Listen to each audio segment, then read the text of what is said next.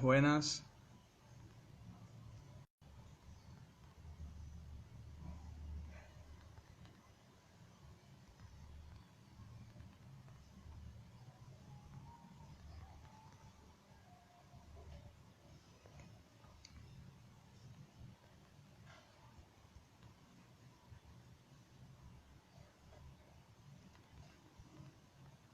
Estoy por fijar el título del LiveCon del día de hoy para que todos tengan una noción de qué estaremos hablando.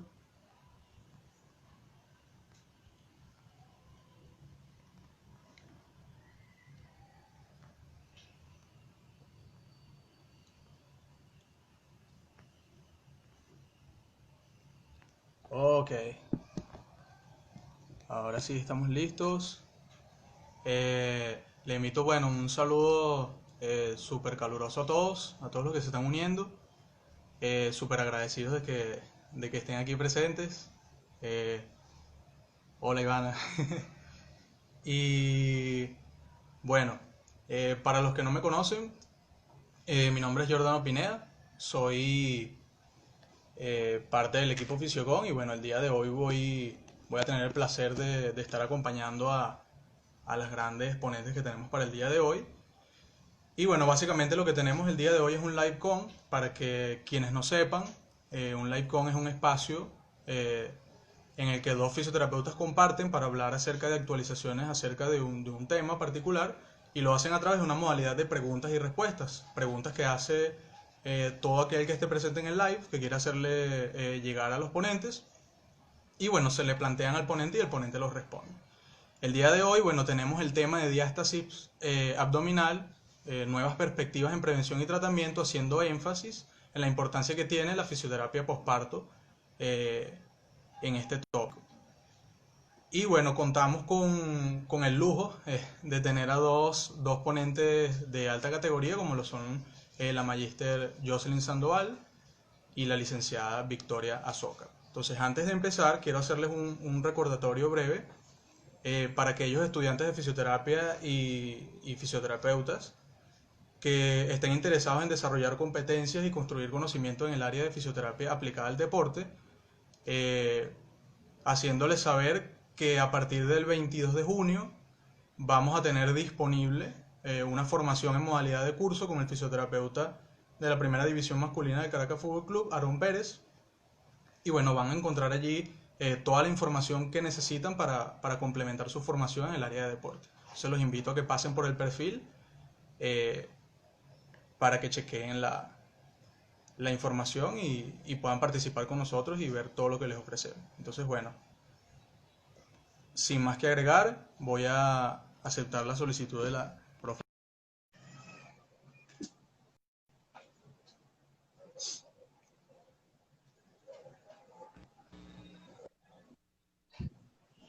Ahora sí. ¿Cómo está, profe? Bienvenida. ¿Cómo está? Chévere, chévere. ¿Cómo están todos? Bien, gracias a Dios. Trabajando por este proyecto. Qué bueno. Bueno, para los que no tienen el placer de conocer a la profe Jocelyn Sandoval es licenciada en fisioterapia del Gurmay Hamilton, es Del magíster CUR. en ejercicio, docente universitaria y en otras modalidades de formación. Y bueno, además tiene múltiples formaciones en diferentes áreas de la fisioterapia. Entonces, bueno, profe, agradecidos con usted por estar aquí presente con nosotros. Y bueno, le damos la bienvenida. No, agradecida a ustedes por el espacio y sobre todo, como siempre les digo al equipo, porque realmente ustedes son un equipo, agradecida porque son la nueva generación de relevo y están batallando por volver a situar la fisioterapia en el lugar que se merece dentro del país, ¿no? Un país con todas las alteraciones que tiene. Es así. Entonces, bueno, profe, eh, para aquellos que no están familiarizados con el área y que de repente requieran un poco de introducción, queremos hacerle la pregunta inicial de qué es la fisioterapia postparto.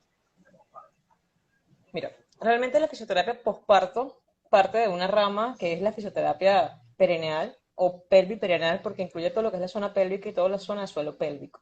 ¿sí? Toda la musculatura que está intrapélvica. Realmente es un área que, aunque tiene en formaciones, por lo menos en España, en Argentina, en Chile, tiene más de 20 años, pues en Venezuela está todavía naciendo. O sea, no ha terminado de nacer, estamos en gestación, ¿sí? Aún no se encuentran con centros especializados, aún faltan muchísimos profesionales especializados, inclusive urólogos y ginecólogos que se especialicen como tal en suelo pélvico, en sus alteraciones, disfunciones, tanto como en su reconstrucción. Realmente la fisioterapia periperenal se encarga entonces de todas aquellas disfunciones, alteraciones o patologías que incluyen la zona pélvica y la zona del suelo o del perineo. Ok, Y esto en las distintas etapas, ¿no? Hay dos etapas diferenciadas porque de hecho no te puedes especializar en fisioterapia, por ejemplo, pelviperenal masculino o femenino, ¿no? O sea, o te especializas en femenino, te especializas en masculino, porque son dos ramas de estudio diferentes. Dentro de la femenina, pues tienes las diferentes etapas de la mujer, tanto la adolescente, la etapa fértil, la niñez, lo que es el embarazo, el pre y el posparto. Entonces, hoy estamos aquí en el posparto, hablando de lo que es la diástasis abdominal. ok. Interesante, profe. Eh, Queríamos preguntarle, eh, considerando, bueno, lo que ya nos dijo, cómo ha evolucionado la fisioterapia posparto en Venezuela, es decir, cómo llegó aquí, cómo dio usted con esa rama Bueno, específicamente. fíjate que realmente, y de hecho lo conversaba con Victoria en otro live que tuvimos, que la fisioterapia de suelo pélvico tiene mucha relación con lo que es la fisioterapia deportiva. Yo mis formaciones las orienté durante mucho tiempo y me fui por esa área. De hecho, casi todo, pues mi formación fue en el área deportiva. Trabajé mucho tiempo en esa área y trabajando con atletas élites, justamente en el área deportiva, pues me di cuenta que había mucha deficiencia en cuanto al conocimiento y tratamiento del suelo pélvico y que son estas atletas, pues unas de las que más sufren patologías o disfunciones en esta zona. Y pues allí comenzó mi búsqueda por formación.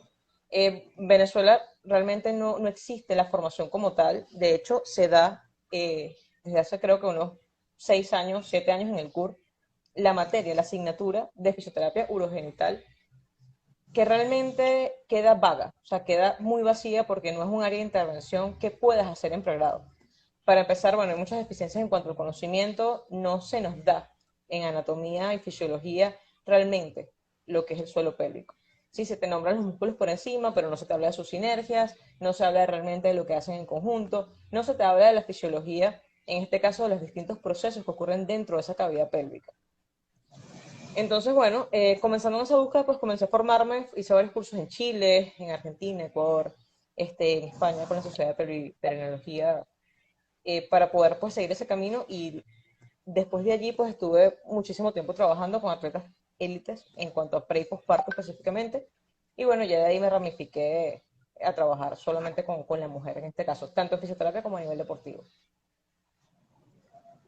Chévere, profe. Excelente. O sea que como algunas de otras áreas también requeriría como una reestructuración desde las bases, ¿no? Desde el nivel universitario para poder empezar a Sí, fíjate que desarrollarla una de las como de... mayores cosas que hay que comenzar a cambiar para poder desarrollarla es la mentalidad del profesional, para empezar, ¿sí? Y esto, o sea, por ejemplo, en el área de pregrado, cuando a ustedes se les da fisioterapia urogenital, ¿cuántos de ustedes se desnudan en el salón de clase y cuántos realmente se ocultan? O sea, ¿cuántos de ustedes hacen la palpación realmente del suelo pélvico del perineo? Realmente no se hace. O sea, decirle Claro, eso a un estudiante es impensable. O sea, el profesor está loca, ¿cómo nos va a hacer eso? ¿Qué le pasa? Pero es que ese mismo tabú lo tiene el profesional con el paciente. Entonces, siempre yo les digo a los estudiantes, les digo a mis colegas, llega un paciente con dolor de hombro, ¿ustedes van a intervenir en él sin evaluar el dolor de hombro? No, ustedes les hacen todos los screenings pertinentes de dolor, les hacen todas las mediciones de fuerza, palpan todas las estructuras, revisan, hablan con él, conversan, y exactamente eso hay que hacer en el suelo pélvico. Hay equipos y maquinarias que hoy en día permiten, por ejemplo, la ecografía es una de las pruebas gold estándar para determinar las funciones del suelo pélvico. Anteriormente, ha evolucionado muy rápido porque anteriormente se utilizaba el eco en posición supina y ahorita se está dinamizando, ¿sí? Porque obviamente cuando estás en una posición que no es fisiológica, pues tus estructuras cambian y se van a adaptar a esa posición y tienen muchas fallas en cuanto al diagnóstico por eso. Ya se ha ido cambiando, se está innovando cada día en cuanto a ecografía para hacer las mediciones en dinámico con el paciente en sus diferentes posiciones, pero ¿cuántos de nosotros sabemos de ecografía? O sea, ¿cuánto se nos enseña a nosotros de ecografía en la carrera? También se hacen mediciones con equipos de electromiografía de superficie, pero vuelvo, ¿cuántos de nosotros sabemos leer un informe de electromiografía? ¿Se nos habla a nosotros de electromiografía en agentes físicos? Realmente no. Entonces había que hacer realmente una reestructuración en cuanto a la carrera y sobre todo abrir las posibilidades de formaciones que no existen. Ese es un área que en Venezuela está totalmente desasistida. Creo que de todas, porque hay áreas muy puntuales, creo que esa es una de las que más necesita realmente profesionales que le metan el pecho. Ok. Bueno, esperemos que con todas estas jornadas introductorias pues, que están haciendo, bueno, salgan personas interesadas que sigan aportando a Exacto, esta. que es lo que se quiere, ¿no? Que el gremio se active y que de alguna u otra forma pues comencemos a aportar nuestro granito de arena y comencemos a cambiar paradigmas y maneras de pensar. Comenzamos a abrirnos ese campo que hemos descuidado en los últimos años. Vale, profe. Bueno, la siguiente pregunta va orientada a lo que es el diagnóstico en fisioterapia. Eh, ¿No? Considerando que, por ejemplo, en sistemas como los que plantea la APTA de manejo y intervención del participante, hay ciertos patrones para ciertos sistemas, pero de repente para este sistema no vemos esos patrones. Entonces, de cara a ese reto que tiene el fisioterapeuta, ¿cómo puede clasificar las deficiencias sin tener esa base como de repente se tiene en otros sistemas? ¿Cómo se enfrenta el fisioterapeuta al diagnóstico en ese caso? Sí, mira, es bien complejo, ¿no? Porque aunque vuelvo, o sea, realmente el suelo pélvico del perineo es parte del core, o sea, yo no lo puedo quitar, no lo puedo cercenar. O sea, no, yo no puedo evaluar, por ejemplo, periné y olvidarme de que existen otros componentes y que existe un sistema, un ser humano que está allí, porque realmente tiene mucho que ver el componente social, sobre todo cuando hablamos de dolor crónico a nivel pélvico, que fue uno de los lives que di hace como 2 semanas. Las disfunciones urogenitales también tienen gran influencia, las disfunciones sexuales también tienen un factor importante que es el factor biopsicosocial. Así que realmente se mantiene aquella evaluación de la CIF, solo que en cuanto a suelo pélvico específicamente, en cuanto a esa zona musculoesquelética, pues hay que ser bastante preciso. De hecho, anteriormente se utilizaba, como te dije, solo la examinación manual y hay ciertas técnicas para poder palpar y para poder identificar cada uno de la musculatura. Sin embargo, esas técnicas varían de acuerdo a la percepción del fisioterapeuta, a la experiencia, a la pericia manual, y quizás para poder hacerlo un poco más preciso y quitar el sesgo, pues se han incluido todas estas herramientas como son la ecografía, el epino, que es un equipo para medir la presión, la prensión de la musculatura y cómo cuando se contraen, las electromiografías de superficie, y todo esto obviamente pues de la mano del ginecólogo o el ginecobstetra, dependiendo si la mujer está embarazada o no, pues para lograr un diagnóstico preciso. Ok, buenísimo. Eh, y desde el punto de vista patobiológico, si se quiere, ¿con qué tipo de patología se enfrenta el fisioterapeuta en esta área de forma común, de forma eh, Mira, convencional? eh, realmente se dice, porque vuelvo, sobre todo en el área de suelo pélvico, que es un área que están haciendo en otras partes del mundo y que está pues restringida por ciertos tipos de tabúes, condicionantes sociales, pues no hay unas estadísticas claras. Sin embargo, se dice que de cada 10 individuos, por lo menos 3 tienen una disfunción de suelo pélvico. ¿Por qué? ¿Qué llamamos disfunción? Cuando tú tienes un problema en alguna de las 3 etapas por ejemplo, del orgasmo o de la sexualidad, ya sea previo, entre o después, eso entra en una disfunción de suelo pélvico. Cuando tú tienes problemas de micción, ya sea que tardas en poder orinar o no puedes aguantar las ganas de orinar, cuando tienes pérdidas espontáneas o pérdidas de esfuerzo, eso entra dentro de una disfunción. Cuando tienes dolor en cualquier zona del perineo o de la pelvis baja, eso entra dentro de una disfunción. Entonces, hablar de una disfunción es todo aquel proceso que altera la función normal. Y voy a usar la palabra normal, aunque no debería, porque la normalidad no existe, ¿sí? Pero todo aquel proceso que altera la normalidad entonces de lo que es el aparato urogenital y las estructuras que lo acompañan, que aquí entonces viene el tan mencionado core. Ok. Por aquí tenemos una pregunta que realizaron ayer en el sticker de preguntas, que dice así: ¿desde qué momento es oportuno abordar los daños en el suelo pélvico en el periodo postparto? Desde el día uno. O sea, porque inclusive, dependiendo del tipo de parto, dependiendo si fue cesárea, si la mujer es multípara, o si es primogesta, si tuvo una episiotomía y de cómo fue la episiotomía. Generalmente cuando se hacen las episiotomías, dependiendo si son verticales o transversales, desde el día 3, o sea, ya cuando la mujer sale de alta, pues inmediatamente se aborda. ¿Por qué? Porque nosotros podemos interferir en esa cicatrización y podemos hacer que esa cicatriz sea mucho más permeable o no, y que ese suelo pélvico pues tenga la flexibilidad o no. Ok, vale.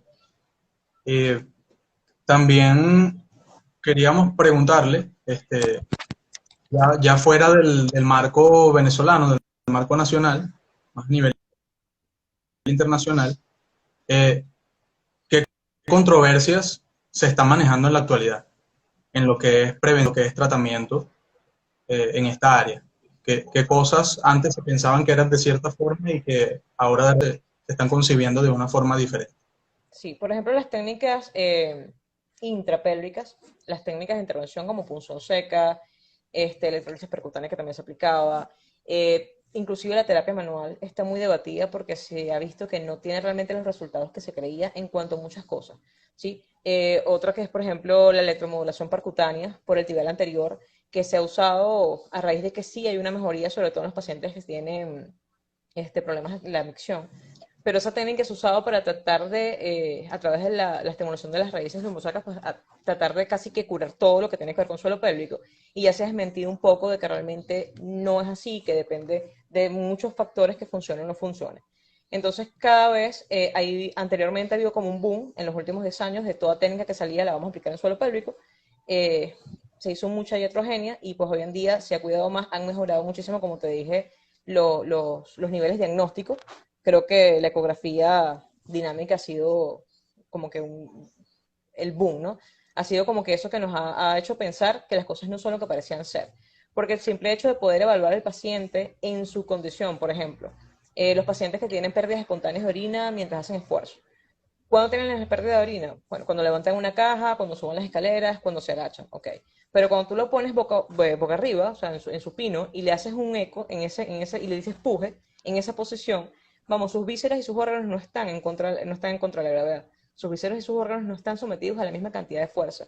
Y obviamente la mecánica del core va a cambiar. Algo que ya mencionábamos con Gonzalo, que está aquí en el live con nosotros, escuchándonos, en el live que hicimos de entrenamiento del core, y es que es una postura que no es fisiológica. Entonces, cuando se comenzaron a dar cuenta de que si yo realizaba el eco en esa posición que el participante me dice que pierde la orina al levantar una caja o al subir a las escaleras, que yo hacía las electromiografías en esa posición donde él presentaba la pérdida y los datos eran totalmente diferentes a los que me arrojaba cuando lo hacía en la posición de la camilla, pues hubo un cambio, realmente hubo un cambio sobre todo en el diagnóstico.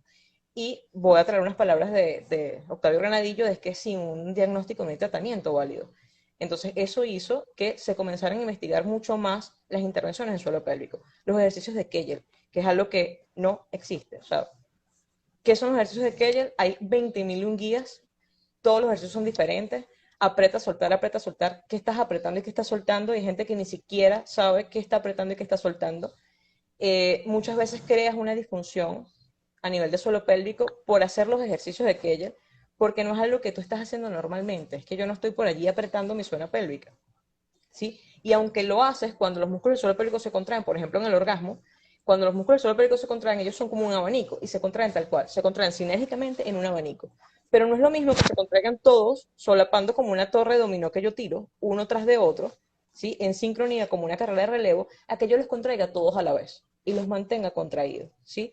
Entonces, uno de los grandes errores que se hizo durante mucho tiempo es tratar de intervenir en algo que no se conocía. Y ahora, pues, vamos hacia el lado inverso. Ahora se está tratando de descubrir más, intervenir menos, en diagnosticar más e intervenir cada vez con menos técnicas invasivas.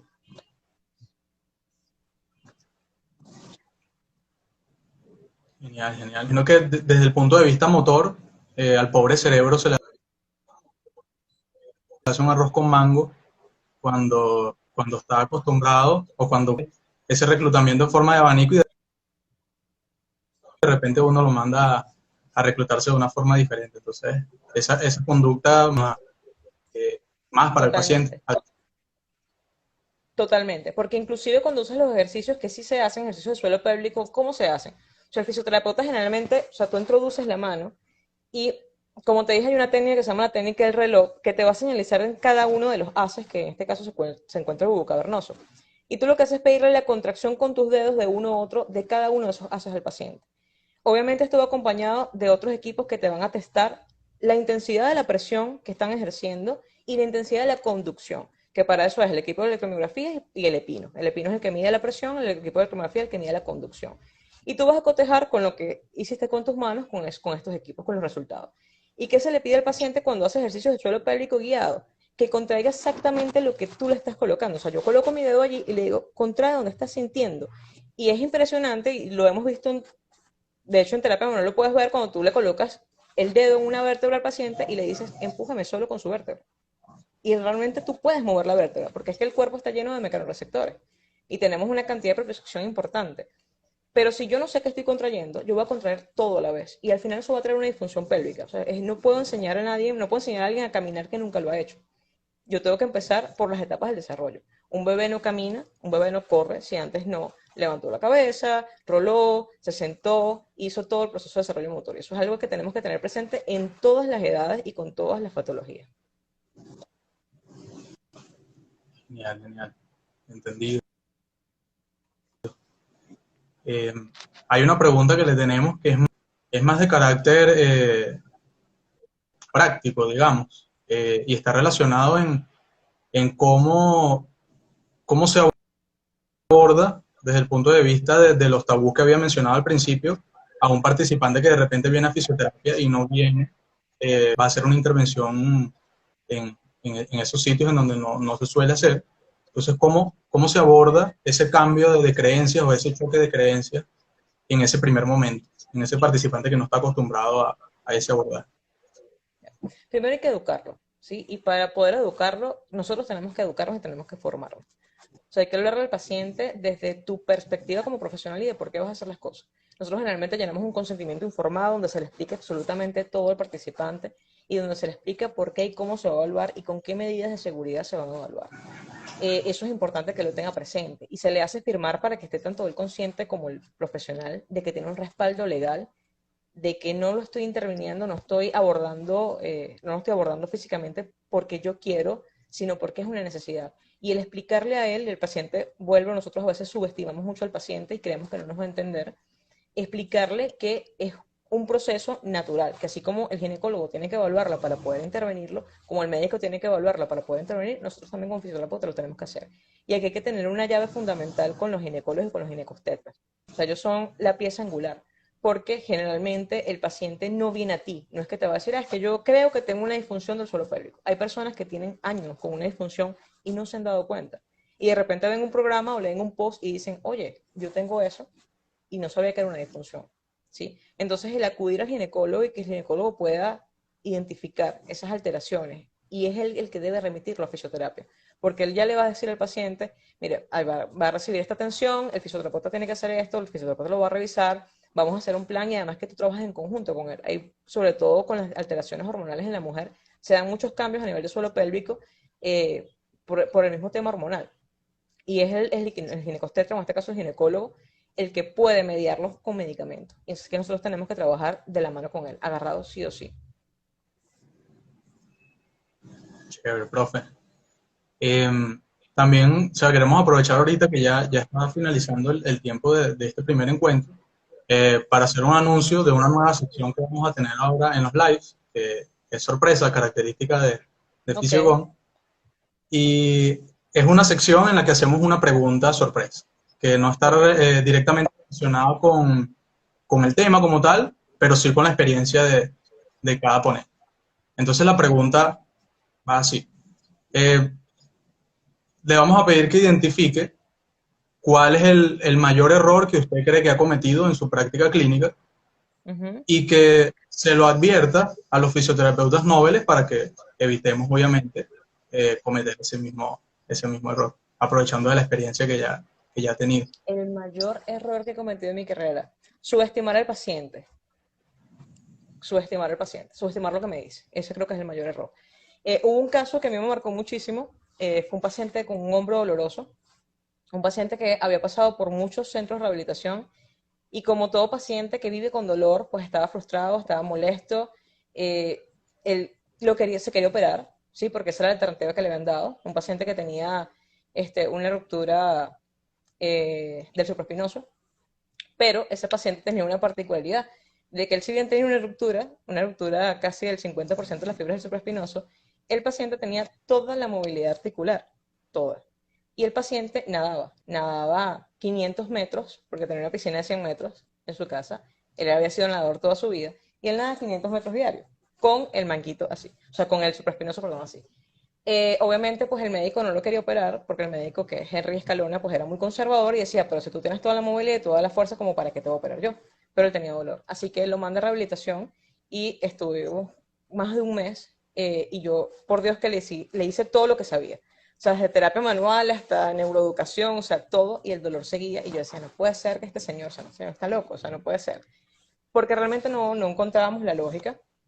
Llega un punto que tú te frustras como profesional y decías, vamos, no le debe doler. O sea, ya lo había visto el médico, el fisiatra, el traumatólogo, todos, y no tenía nada. Se le había hecho electromiografía, se le había hecho de todo, se le había hecho un eco, se le había hecho una resonancia, una tomografía con reconstrucción 3D, y el señor estaba bien. Porque aparte él refería que el dolor era en la parte inferior de la escápula. Y todo el mundo, ¿sabes? No puede ser. Y yo me acuerdo que él quería continuar las terapias porque el traumatólogo le había dicho, no, tú haces más o menos unos 3 meses de terapia para poderte operar. Claro, el traumatólogo lo que quería era darnos tiempo para que se quitara el dolor y no poderlo operar. Así que bueno, de verdad que yo un día ya hablé con el médico y le dije, sabes, Henry, no puedo hacer más nada, no sé qué tiene. O sea, para mí que el señor se lo inventa porque es que no puede ser. Y él me dice, bueno, pero ¿qué hacemos? Y yo le digo, yo le voy a pedir unos exámenes, le voy a pedir un perfil 20 para ver qué consigo y lo voy a mandar a otro especialista porque yo no tengo más herramientas, le digo al médico. Y así hice. Cuando él llegó a su cita, pues le mandé a pedir el perfil 20. Él se hace los exámenes, me los trae y mi sorpresa es que dentro del perfil 20 pues había unos valores alterados y estaban las transaminasas altas. Cuando yo leí transaminasas altas fue como que, ok, hígado, inervación, no, hombro, ese es el hígado. Eso era lo que le ocasionaba el dolor al señor. Así que bueno, lo mandamos al nutricionista, el nutricionista, un hepatólogo, y pues mejoraron toda su condición. El señor al mes ya estaba feliz en el consultorio agradeciéndonos a todos porque se le había quitado el dolor. Entonces, claro, imagínate, hace 10 años, para nosotros el dolor era estructura. Y tú decías, ¿cómo le duele el hombro? Ya yo había revisado el hombro de arriba abajo, pero se me ha olvidado lo demás. Entonces creo que eso es algo que debemos aprender todos. Yo a partir de allí creo que empecé a ser mucho más minuciosa con el participante y empecé a creerle más. O sea, cuando él me decía me duele, es porque realmente le duele. Quizás yo no entiendo su dolor, pero está allí presente indiscutiblemente y hay que buscar la manera pues de ayudarlo. Qué bueno, qué buena anécdota, porque, o sea, quizás si no hubiese tenido la determinación de al final buscar otra opinión o buscar otra forma de explicar el problema, quizás la persona se hubiese quedado con su dolor por mucho tiempo y posiblemente hubiese evolucionado a algo más grave porque estamos hablando de un problema Exacto. visceral. Totalmente. Entonces, Igual, y es algo que sí, siempre, o sea, que me quedó muy marcado. O sea, siempre lo recuerdo y siempre, en el momento que tú crees que no puedes hacer más nada, siempre lo puedes hacer. Inclusive hasta referir a un paciente, porque a veces te van a llegar a pacientes que no son tu especialidad y tienes que tener la capacidad y la ética para decir, esta no es mi área, no me voy a meter aquí, lo voy a referir a alguien que sepa más o que realmente maneje el área. Y yo creo que eso es algo que tenemos que ir aprendiendo sobre la marcha. vale, profe. Muchísimas gracias. A ustedes, Súper valiosa todo el conocimiento de hoy y bueno, la respuesta a la pregunta final, bueno, encantado con eso. Te damos las gracias. los dejo con victoria. Gracias a ustedes. Espero que Eh, sigan haciendo estas jornadas y sigan pues moviendo al gremio para que se activen todos. Seguro, esa es la meta. Saludos, Esa es la profe. meta. Un abrazo. Hasta luego, Jordano. Un abrazo a todos.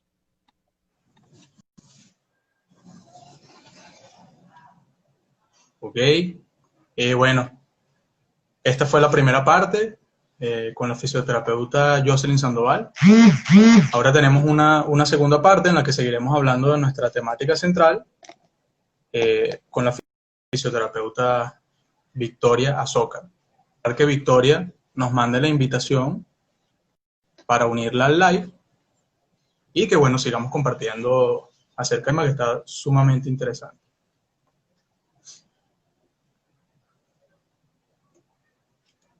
¿Estás por allí, Victoria? Sí, por aquí está.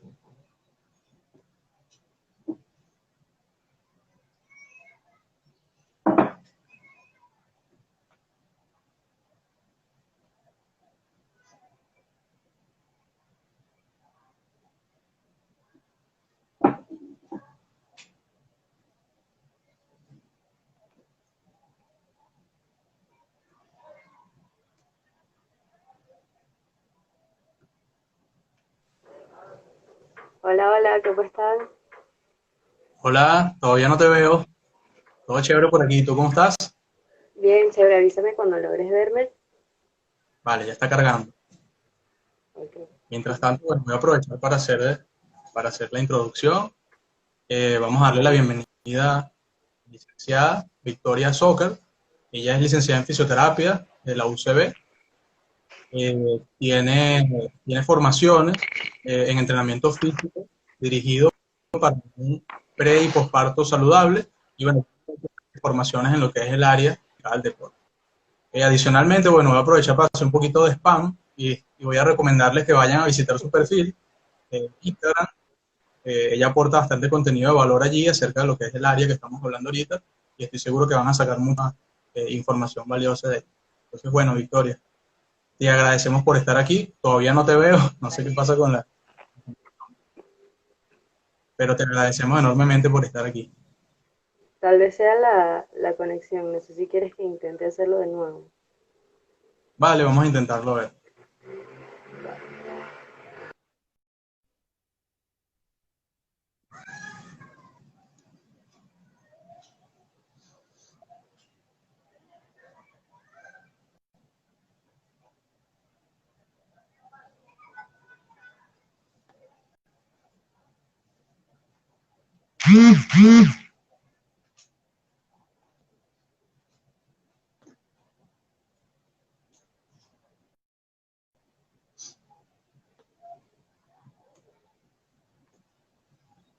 Aquí vamos de nuevo.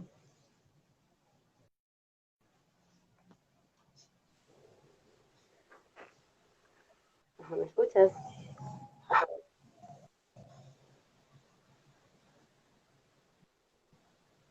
¿Me escuchas? Sí, ahora sí. Perfecto. Ok. ¿Cómo estás, Victoria? Bien, bastante bien. Bueno, agradecida siempre con Josie y con ustedes por la invitación a participar en estas actividades que me parece súper, súper interesante siempre y aportan demasiado al gremio. Así es. Y bueno, entonces vamos a aprovechar entonces que ya estamos aquí y vamos a darle inicio a la sección de preguntas. Eh, Hemos hablado de lo que la perspectiva general de la fisioterapia postparto, pero no hemos entrado en el tema central, que es la diástasis. Ok, Y bueno, las perspectivas ok. en prevención y tratamiento. Entonces, para eso, vamos a preguntarte de entrada qué es la diástasis abdominal. Ok.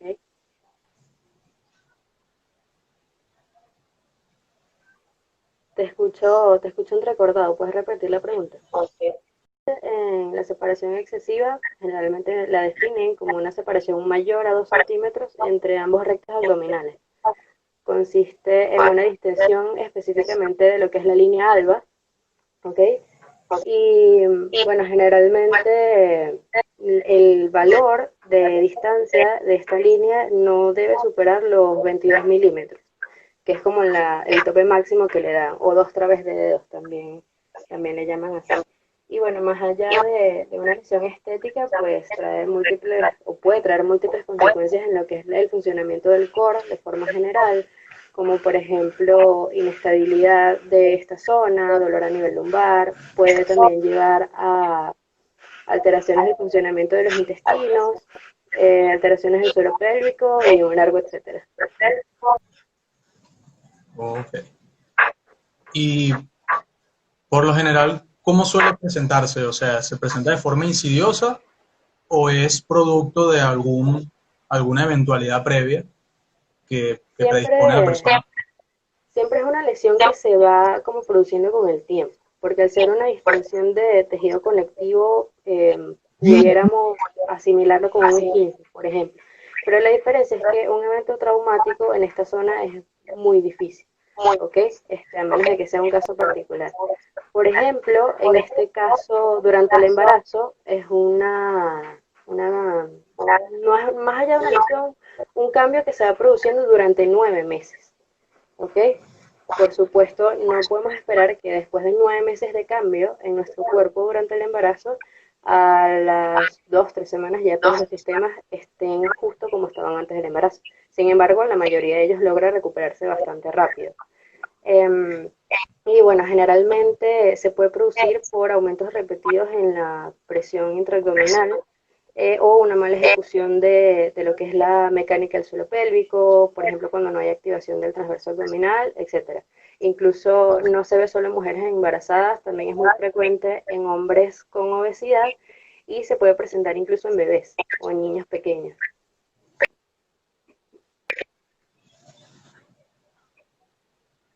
Buenísimo. Desde el punto de vista, desde la fisioterapia, eh, ¿cómo se puede beneficiar un participante con diástasis abdominal del abordaje a partir de la misma? Ok, bueno, en particular en el caso de las mujeres, como su mayor preocupación, por lo menos acá en Latinoamérica, es la estética. ¿Ok? Porque si es, por ejemplo, una diástasis muy marcada, esta va a ir acompañada de un abdomen prominente, ¿ok? O, por ejemplo, durante la ejecución de ejercicios en particulares o las actividades de la vida diaria, se marca una línea prominente en la zona media del abdomen. Entonces eso para ellos, por supuesto, em, no les gusta, por así decirlo. Y además de que si tienen otras complicaciones, por supuesto pueden mejorar con lo que sería un abordaje adecuado, comprendido por ejercicio terapéutico. Sin embargo, hay mamás que, por ejemplo, después de conseguir un cierre de la diástasis, o lo más cercano a un cierre de la diástasis, eh, refieren que no están conformes con el resultado justamente por ejemplo, la apariencia de la piel, el exceso de piel que queda si es una diástasis muy marcada. De hecho, hay varios estudios que hablan sobre eso. Muchas veces, cuando es una diástasis significativa, la mamá o las mujeres terminan optando por una opción quirúrgica, que igualmente en el posoperatorio va a necesitar de la intervención del fisioterapeuta.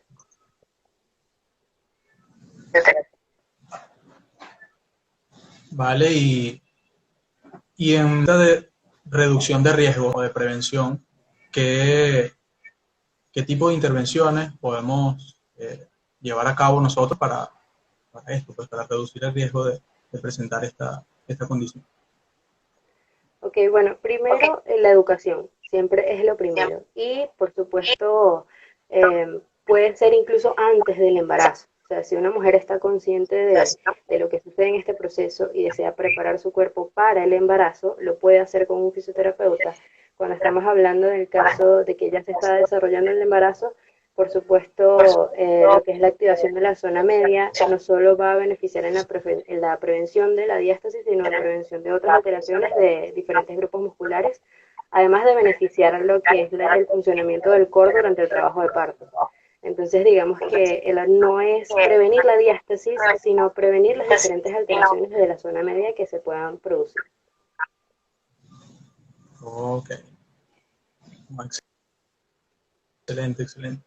Bueno, bueno tener presente esa diferencia. Y en ese proceso de educación eh, y de ejercicio que me acabas de mencionar,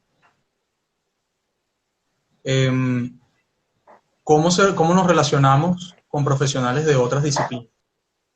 O sea, ¿con qué tipo de profesionales nos relacionamos y cómo ha sido tu experiencia con esa Ok, relación? por ejemplo, como dijo Jocelyn, aquí en Venezuela esa relación realmente no existe, porque son muchos los médicos que indican la preparación prenatal, es más que todo, nace más que todo por una búsqueda de la propia mamá o por cosas que ve en internet, por ejemplo, yoga prenatal o gimnasia prenatal, que ahorita hay muchísimas clases con respecto a eso, que pueden ser tanto online como presenciales, etcétera.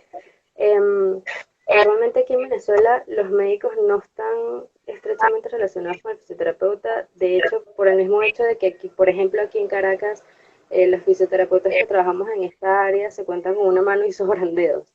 Entonces, es más que todo, o sea, volvemos a lo que decía Jocelyn, de nuestra formación como gremio, nuestra preparación para trabajar en esta área, porque por supuesto, si nosotros no estamos preparados, no hay ni siquiera conocimiento por parte de los fisioterapeutas de esta área, pues es muy difícil que los médicos nos conozcan. Igual sucede en las diferentes áreas.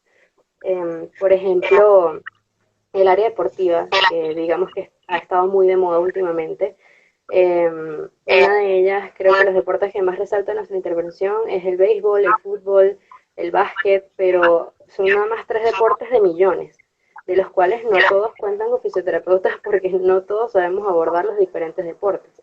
Entonces, es más que todo un tema de bases, ¿okay? De cómo nos han formado, de cuánto nos han instruido o incentivado para investigar o buscar formarnos en diversas áreas que realmente no nos dan en la universidad. Entonces, en este sentido, queda más que todo el interés que tengamos nosotros como profesionales de salir afuera a formarnos, porque realmente aquí en Venezuela no hay ese tipo de formaciones específicas. Ok. Y, y para alguien que quiera salir a formarse, ¿tienes alguna referencia en mente en este momento que de repente podamos compartir ahorita para que la gente sepa en qué sitios está Bueno, si disponible? quiere, ahorita solamente tengo en mente una que se da, si no me equivoco, en México y en España. O sea, son las mismas personas que tienen sede en esos sitios, pero hay muchísimas. Hay en Argentina, en Chile, en Brasil también. Este, sería cuestión de investigar, ¿no? Porque en otros países sí es algo que se ve comúnmente, ¿no? O sea, es una rama normal de la fisioterapia. Vale.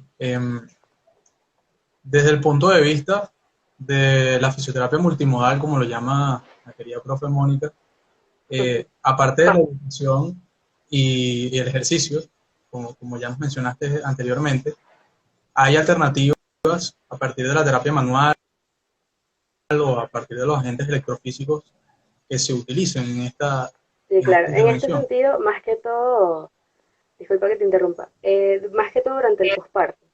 Porque como sabemos hay algunos agentes físicos que no tienen como evidencia en la mujer embarazada, no porque tengan efectos negativos, sino porque no se han demostrado los efectos positivos o negativos que pueda tener, ¿no? Para la medicina, la mujer embarazada es bastante delicada. De hecho, en el área de cosmetología, por ejemplo, lo que son los cuidados de la piel también se limitan mucho, o sea, evitan trabajar con ellas, pero es más que todo por un tema de desconocimiento. No porque no se deba, sino porque no sabemos qué podemos o no causar en la mujer. Sin embargo, justamente hablaba ayer con Josie de eso, de la aparatología. Por ejemplo, aquí en lo que es la diástasis abdominal existen aparatos que no solo mejoran mecánicamente la consistencia del tejido conectivo, sino que mejoran también la apariencia de la piel.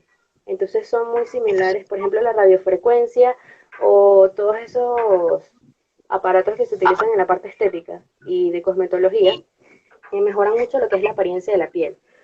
Hoy en día sabemos que muchos de estos aparatos se venden bajo la premisa de que queman grasa, nosotros tenemos el conocimiento de que esto no es así, pero a pesar de ello tienen beneficios sobre la piel y bueno, uno de ellos, que es uno de los que más les interesa a la mamá, es la apariencia de la piel.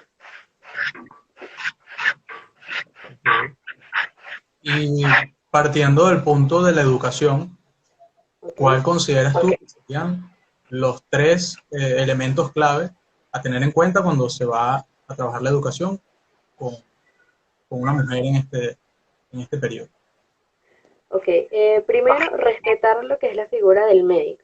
Ok, siempre para trabajar con una embarazada, ella debe tener autorización del médico tratante, porque independientemente si solo va a realizar ejercicio o va a hacer terapia por algún otro motivo, el médico la debe autorizar. Ok, al igual que lo que es el consentimiento informado. Eso es súper importante durante lo que es el embarazo y en realidad debería ser súper importante para cualquier otro paciente, pero en este caso en particular porque por supuesto estamos hablando de una vida en gestación, más allá de la mamá, ¿no? Hay que tomar en cuenta que el bebé también está allí, el bebé también se va a ver influenciado directa o indirectamente por lo que sea que nosotros vayamos a realizar con la mamá. Y bueno, esos dos puntos. El contacto con el médico, la autorización y el consentimiento. Por otra parte, promover la realización del ejercicio. Una vez que la mamá esté autorizada, ¿ok? Porque realmente lo que más evidencia ha tenido, más allá de una técnica o un supuesto protocolo de tratamiento, es la realización de ejercicio físico, de forma general, ¿ok? Incluso en las alteraciones del suelo pélvico. ¿Ok? Entonces sería más que todo orientarlas, dependiendo de qué actividades vaya a realizar o no, olvidarnos de, como dijo Josie, los ejercicios de Kegel o trabajar únicamente abdomen o trabajar únicamente miembros inferiores, porque todo está conectado a un sistema. Entonces se debe abordar de forma global.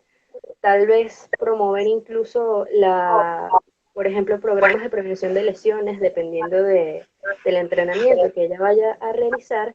Y por supuesto ya incluso en una etapa avanzada o intermedia del embarazo se pueden redirigir los ejercicios, perdón, a lo que es la preparación prenatal.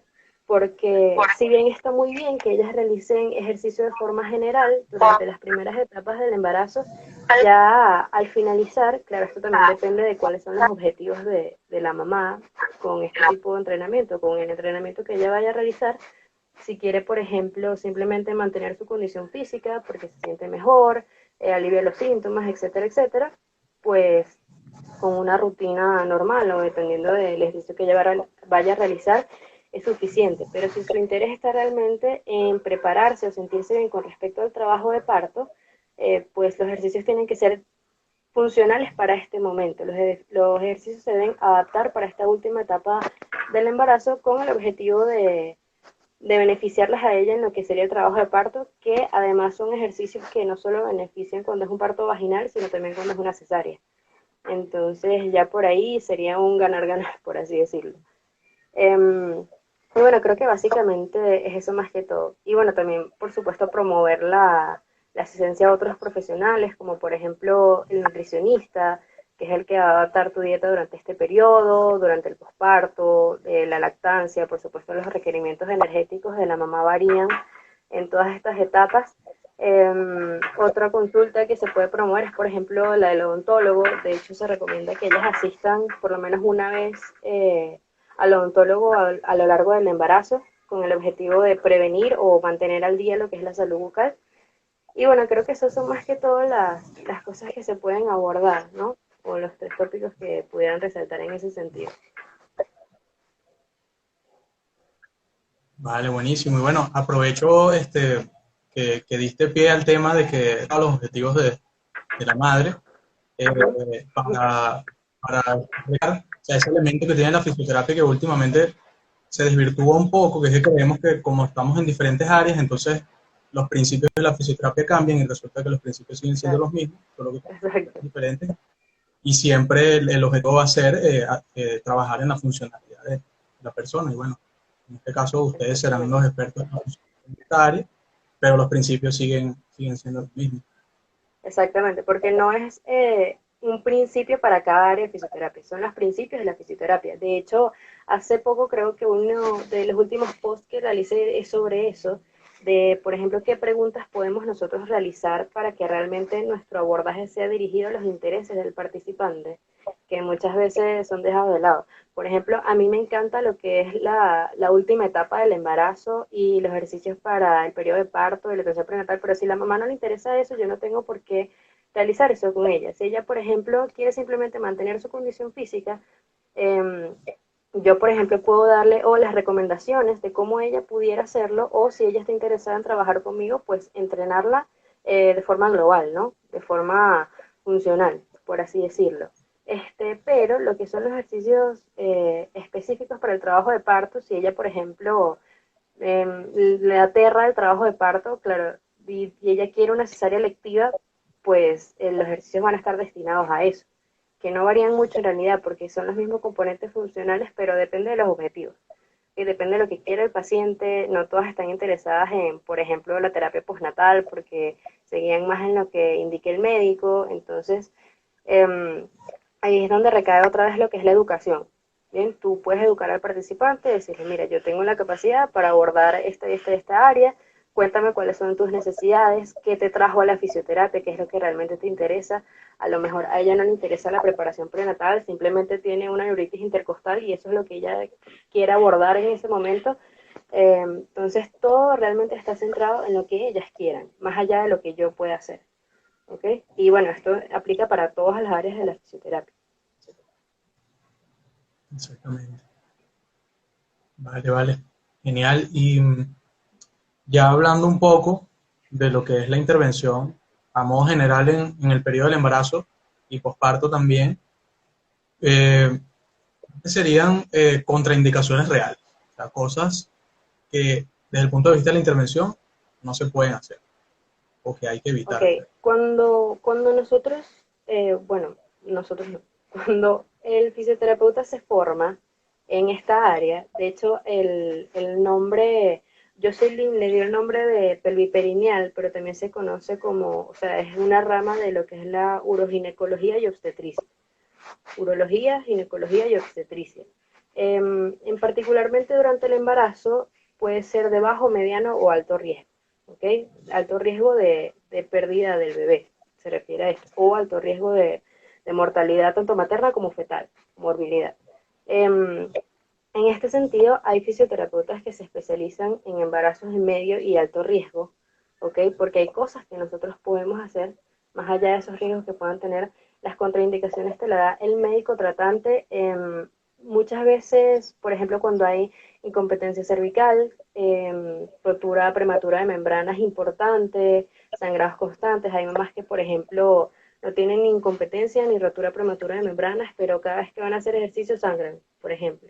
Entonces, hay ciertos signos de alarma que uno tiene que tomar en cuenta porque realmente cuando ella ya pasa a tus manos, debe estar autorizada por el médico. Entonces, ya por ahí es realmente él quien define si está en las condiciones o no de realizar las terapias o la intervención. Pero nosotros como terapeutas siempre debemos no estar pendientes, sino también informarles a ellas que refieran signos como mareos, por ejemplo, náuseas. Esto es muy común durante el primer trimestre, pero cuando están asociados al ejercicio es un signo de alarma, por así decirlo. Cuando hay pérdida de líquido vaginal, sangrado, que no aguanten las ganas de ir al baño, depende, porque también hay que tomar en cuenta de que nosotras fuera del embarazo, ¿ok? Nuestras hormonas están altamente, siempre están de forma cíclica, ¿no? Ellas van variando. Nuestras hormonas no se comportan de forma lineal. Sin embargo, en el embarazo, tanto la progesterona como el estrógeno aumentan y eso puede causar como un choque, por así decirlo, es una diferencia hormonal a lo que la mujer está normalmente acostumbrada. Y todos esos cambios hormonales, por supuesto, son en pro a, al crecimiento del bebé, a la nutrición del bebé, pero pueden generar otros cambios como por ejemplo emocionales, psicológicos. También, por ejemplo, si es una mamá que no le gusta estar en su casa y lo que quiere es ir a hacer ejercicio porque se siente mejor emocionalmente, porque eso es muy normal que suceda también.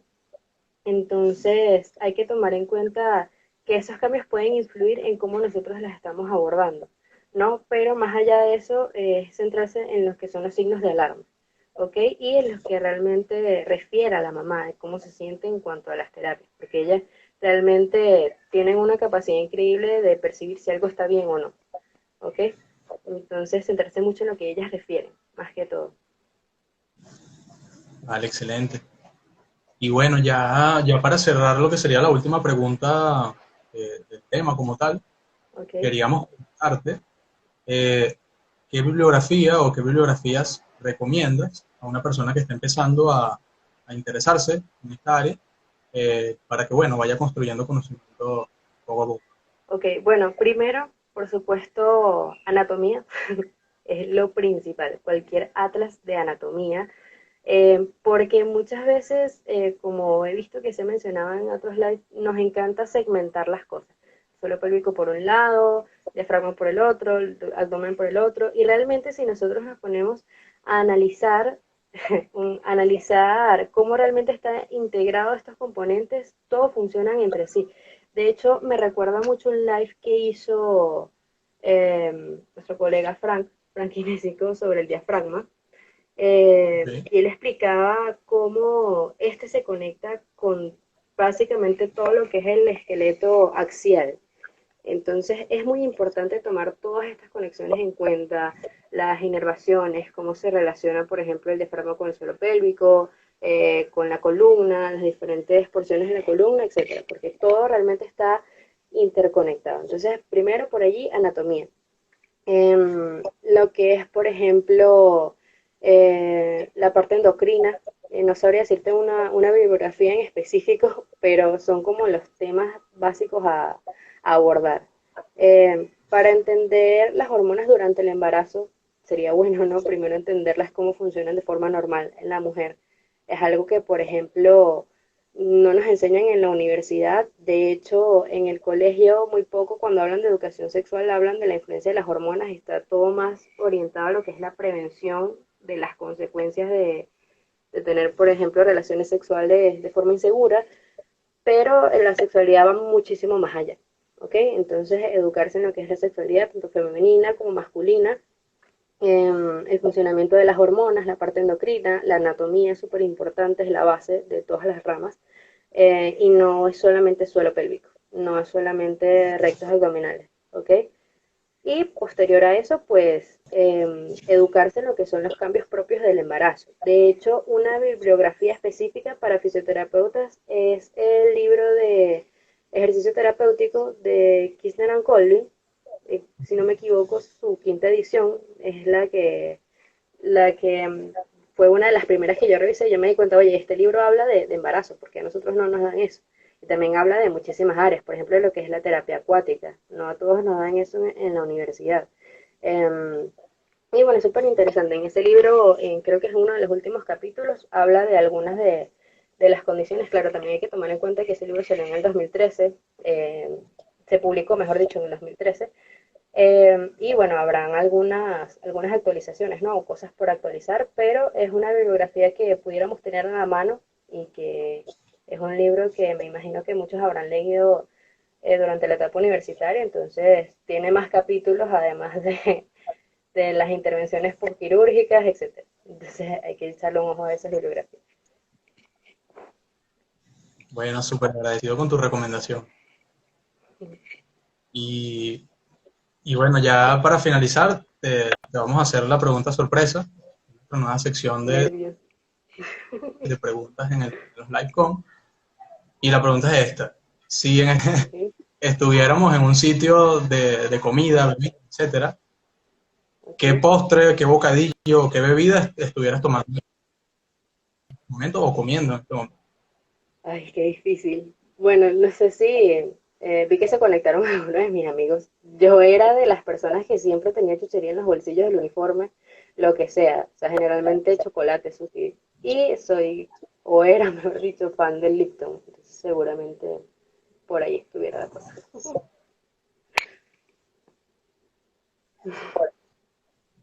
Genial, genial. ¿Saben? Pueden conquistar con eso. Epa, tampoco es. Te agradecemos mucho por tu tiempo, por el aporte, por participar Bueno, aquí con gracias a nosotros. ustedes por la invitación y por la iniciativa, ¿no? Me parece muy, muy interesante esta dinámica. Buenísimo. Entonces, bueno, esperemos que nos encontremos pronto, que sigamos haciendo actividades de este tipo y nada, de aquí te mandamos un abrazo y Vale, deseándote el igual mayor. para ustedes. Chaito. Chao.